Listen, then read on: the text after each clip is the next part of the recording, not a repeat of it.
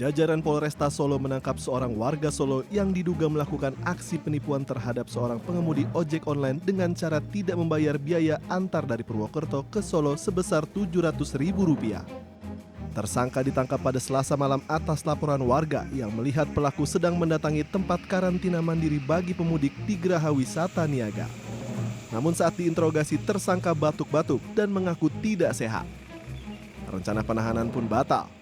Polisi memanggil petugas medis dari RSUD Dr. Muwardi Solo untuk memeriksa kesehatan tersangka.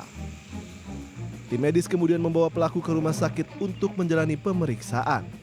Sesuai dengan protokol kesehatan yang ada, kita koordinasi dengan RSUD, kemudian kita melaksanakan pemeriksaan terhadap yang bersangkutan itu.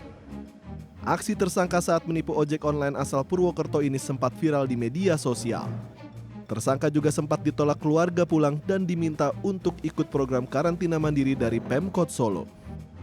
Saat ini tersangka menjalani pemeriksaan kesehatan dan akan dikarantina di rumah sakit untuk mengetahui apakah tersangka terpapar COVID-19 atau tidak. Sehartono, Solo, Jawa Tengah.